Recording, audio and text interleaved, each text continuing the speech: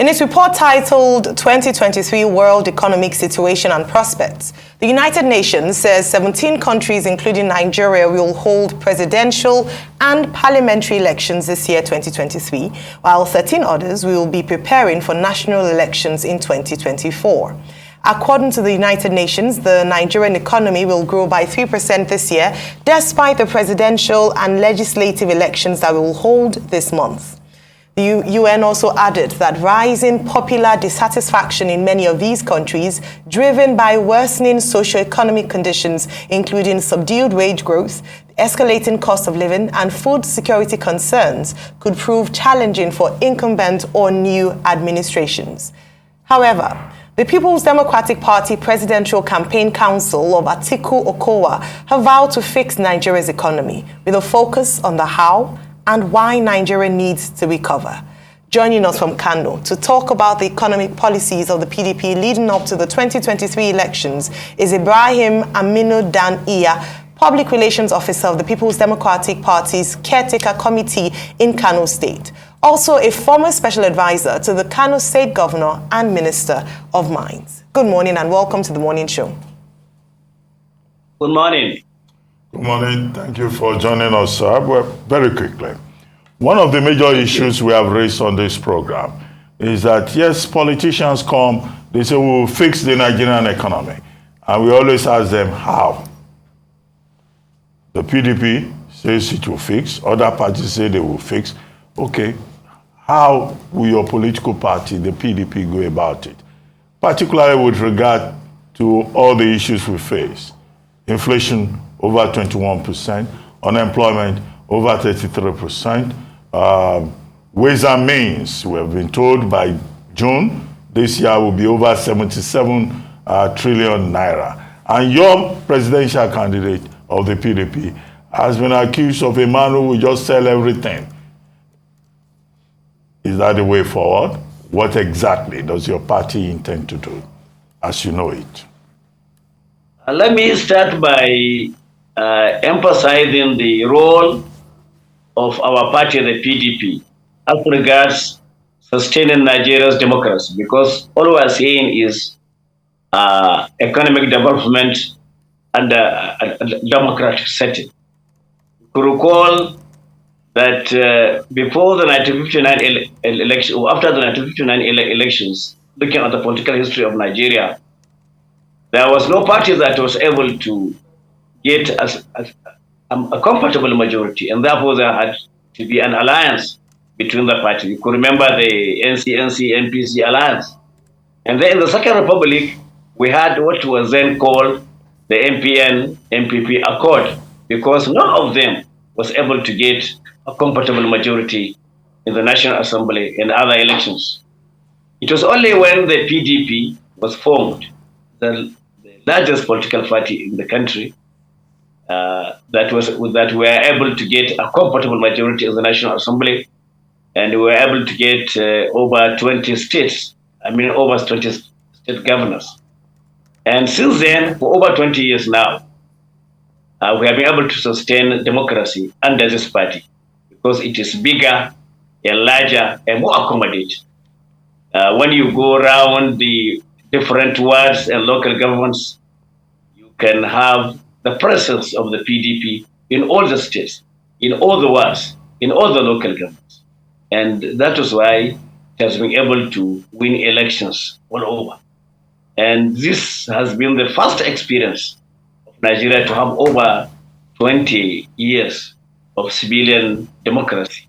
And that is, the credit should always go to the PDP. And that is the first thing we should always remember and recall for our viewers to be able to comprehend and therefore appreciate the role of the PDP as regards sustaining democracy in Nigeria. And that is one. Two, we should look at looking at the economic policies of the PDP and therefore its candidate, Atiku Abubakar. That is what we must emphasize, because the party is there, the manifestos and the programs are there, the agendas and so on are all there. But the most important thing is the driver. Who is the driver? How experienced is he? How articulate is he? Is he able to will we be able to look at the Nigerian economy, manage it, and find out solutions? The answer is yes, because Atiku Abubakar has been in politics for over 30 years. He has the experience. He was a governor. He was a vice president. He was a civil servant for over 30 years. And he came up with to be able to solve Nigeria's economic problems, especially here in the north, where we have the worst case ever, because the APC government has succeeded in making us poorer in this part of the country.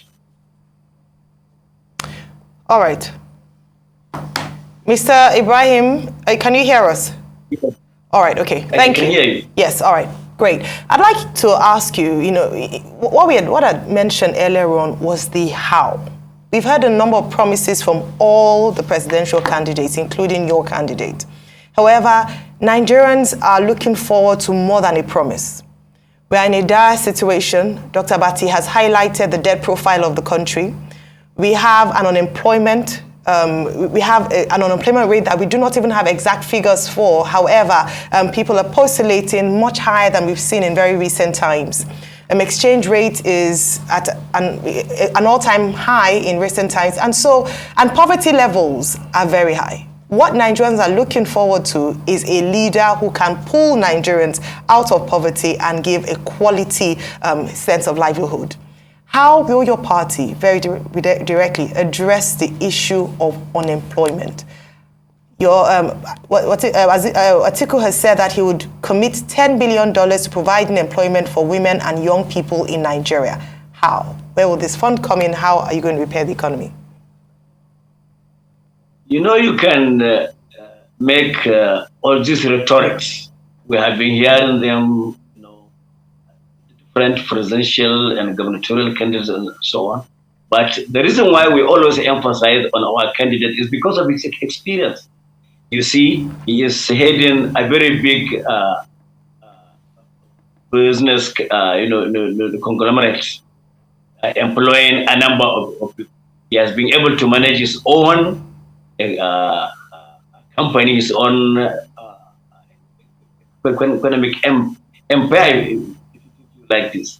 And then we look at him as somebody who is more experienced than all of them, because none of them has ever been a vice president of the country.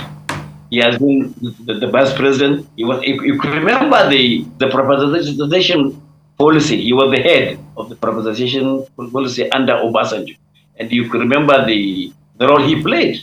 And then the issue of debt, you could remember the role he played,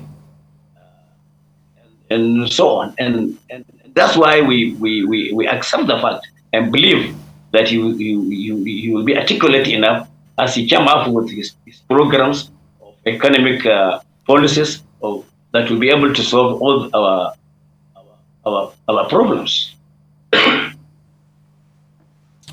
Right. So let me even go to the north, which most of these numbers are stacked up against. Most of the parts of the north are inundated with poverty, with unemployment, with insecurity. Right? So what will be done, by this candidate you're touting for the revival of the north in the first place? What will be done? Specific steps. Like I said, this has been outlined in his programs, in his 5-point agenda, especially on the issue of economy. And I like I said earlier, the North is the worst case as far as the APC government is concerned. Look at the issue of agriculture, which is the mainstay of the economy in the North. An ordinary farmer now, a poor farmer who uses hoe to farm cannot go to the farm because he fears the kidnappers and other looters and other killers. And this has seriously affected the economy of the North. In fact, about 80% of them, according to the World Bank reports, are living or surviving under the the poverty line. And therefore, our own case is the worst case. And we believe, looking at the experience of Atiku, looking at his articulation, looking at the programs he presented, he can be able to solve all these our problems. Look at the issue of fertilizer now. Over 20 or 30,000 naira to buy a bag of fertilizer. And this has been able to knock down agriculture in the north. And if one is able to knock down agriculture in the north, at the end of the day, the whole economy of the north is relegated to the background. Okay, let me ask you. You talked about experience.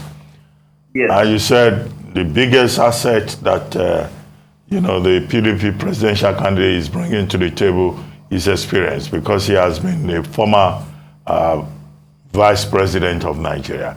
How is that different from the APC people also saying that they are entitled?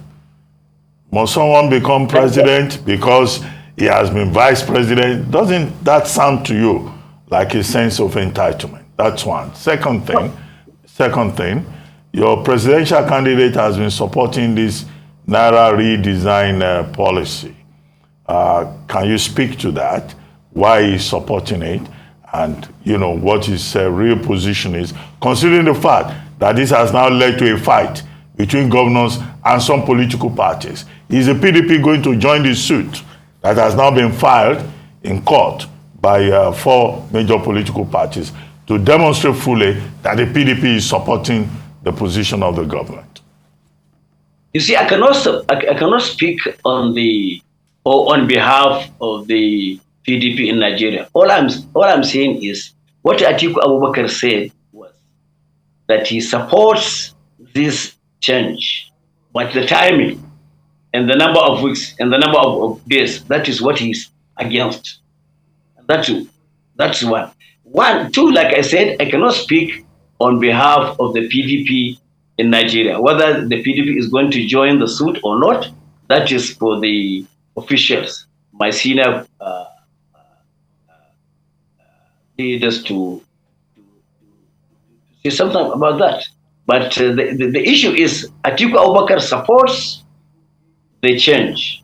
But like he said, the timing, the number of weeks and days should be extended. That's what he said. Yeah, but the point about experience, translating into a sense of entitlement. It's very common. Experience, is the best teacher. When you don't have the experience, how do you perform? It is his experience that has been able to give him the strategy to come up with the program. It is his own experience that is giving him the strategy to come up with all these issues, with the 5-point agenda and so on. And it is a common belief by everybody. In fact, it's a universal statement that experience is the best teacher. Look at all of them. In fact, one important point we must emphasize here is that it is only the PDP under Atiku that can be able to fight the ruling party. If anyone wants to have a change, if anyone wants us to move away from this insecurity and economic problem and so on, if anyone wants Nigeria to be better, you must get a party that can be able to fight the ruling party. And the only party now, as at now, is PDP. That is the only party that can be able now, strong enough, organized enough you don't think to be able to fight the ruling party. And if one is insisting on other parties, it means at the end of the day, the ruling party will continue in the worst state. You don't think this point about experience is what has brought Nigeria to this sorry pass? Because in 2015, Nigerians voted for experience. The man who knows the way, let him show us the way. And here we are. It was a mistake. The experience should come up with focus, with direction, with program. You can't say I'm an experienced person, I know all this. What are your programs? What is the direction? What's the focus? Mr. Dan-Iya, he And when did. the man took in 2015, yes, he was there, he was this, he was this, he was that. But when he came up, there was no blueprint, there was no program. All right, okay. People should have. Mr. Dan-Iya, you're talking about purpose blueprint. He did have a purpose. He had talked about his plans to deal decisively with corruption, security, and the likes. The same promises we're talking about that Nigerians want more of. You've now mentioned blueprint. You haven't really given us the blueprint. All you talked about is the merit of your candidate and the party. And what we really want you to share with Nigerians is the blueprint you just talked about. Your candidate, Waziri Atiku Abubakar, was chairing the National Economic Team as vice president. And so Yes. he must have a good grasp of the economy. What we want to talk about is that the economy, we're in a dire situation, economically, speaking, in Nigeria. What are the things that he will do to bring us out of our economic woes currently? What would he do differently from what this present government has done beyond the rhetorics around, he's willing to fix? We want to understand how. Okay, let me start by joining politics with the economy. That is to say, the political economy. Just like you have been hearing, Atiku Abubakar is a unifier. And we have to have somebody that can be able to unify everybody, integrate every Nigerian, irrespective of his ethnic or religious background. Instead of,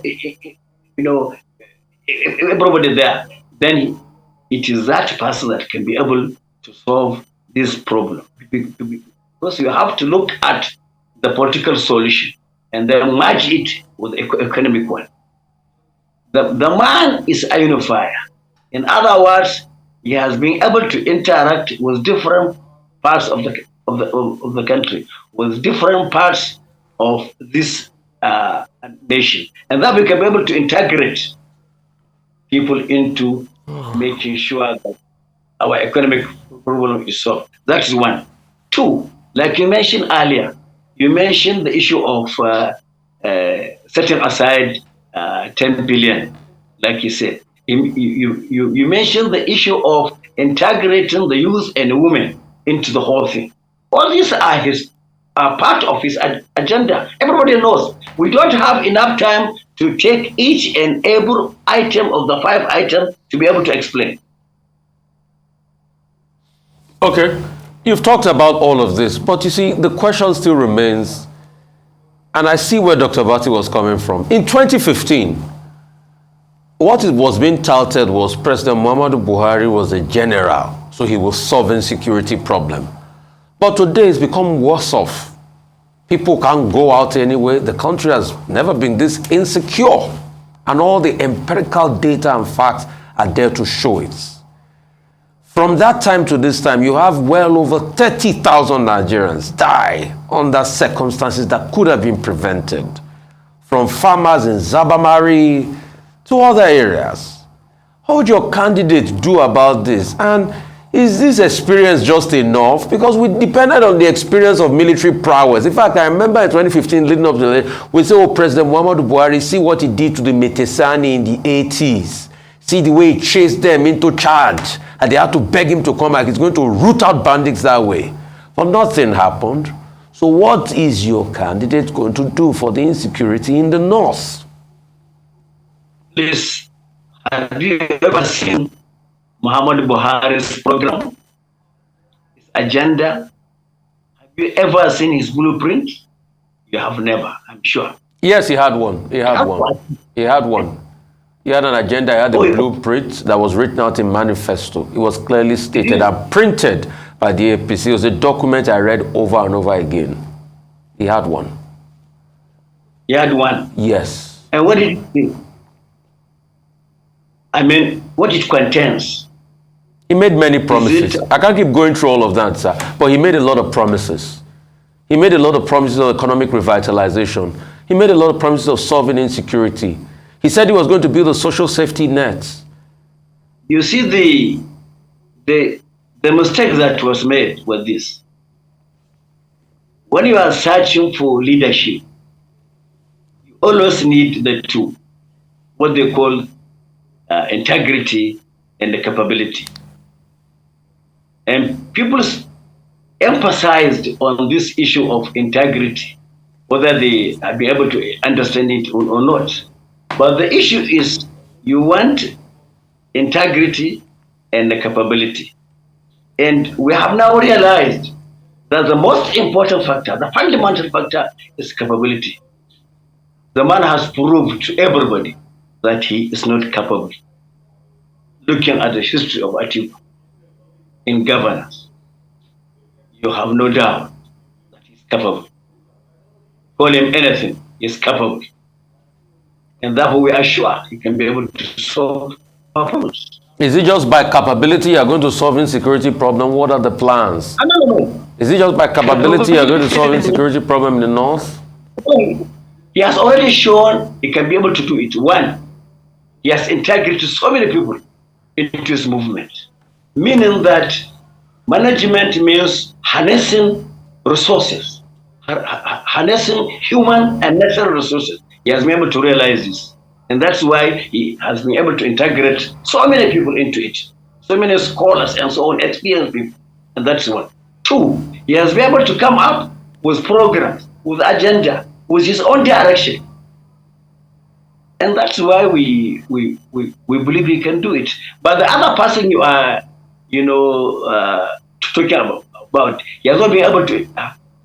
Up to now, the APC government has no economic advisor. Who is he? No, they had economic advisors. In fact, they even set up an economy management team that was led by advisory council that was led by Professor Salami. Even the current governor of Anambra State was part of that economic advisory council. Professor Chukuma Soludo, they were part of it. This should have come up since 2015.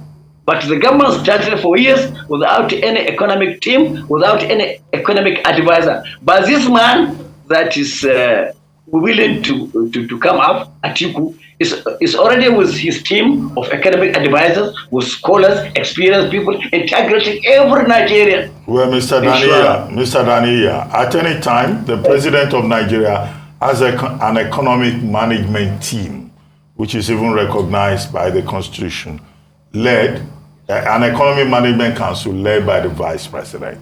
What this administration did was to now set up an economic advisory council. So there's never a time there's no economic team in place in Nigeria, at least since 1999. But I was going to ask you, you were a special advisor to the Minister of Mines, and this is a big problem in Nigeria, particularly now that Elon Musk is looking for lithium in Nigeria, and other people are focusing on Nigeria. What do you think we can do about our mining sector?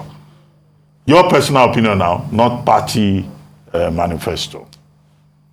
Yes, my personal opinion is we should emphasize on them. We are rich in that, especially in this part of the country. We are rich in that.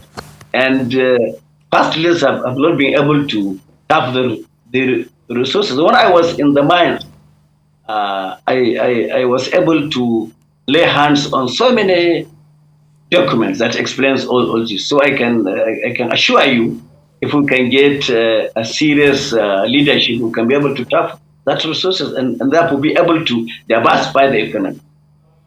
No, you don't have specific personal opinions about licensing process, about all those mines in Zamfara, about, assault on our mining resources in certain parts of the country. Not documents. I'm not asking you about documents. I'm asking you your personal opinion, priorities that we think we can look at. Particularly now we want to expand the revenue base for the country. This issue of license has been one of the bottlenecks. I think if the leadership can be able to make it easier for people to get the license, to be better. Because the license is a little bit difficult to get. But when it is made easier, then I think the problem there will be solved. All right. Okay. So just finally, because we're about to go now, you're the Public Relations Officer of the Atiku Okowa campaign organization. I'd like you to just share with us if there's one legacy that we can hold you to should your candidate emerge as president, what's one legacy his administration would promise Nigerians? Are you talking of Atiku as candidate? No, I said that you are I said your candidate, Atiku, Abubakar Atiku. What's the one? I'm just referring to your candidate now because that's the only person you can speak for. So what's one legacy that he would be promising Nigerians? What's one legacy Nigerians should hold your party's candidate to? You see, endurance and patience. That is the watchwords. Looking at his political history, because you can remember the SDP primaries, presidential primaries in Jos, early 90s. It was himself, the late Abiola, and Kingbe. It was agreed after the first runoff, after the first leg, it was agreed that he should step down for Abiola. When he stepped down and Abiola won the primaries, the governors of the SDP then refused to accept the suggestion and therefore prepared Kingibe. Atiku accepted and followed the trend to the end.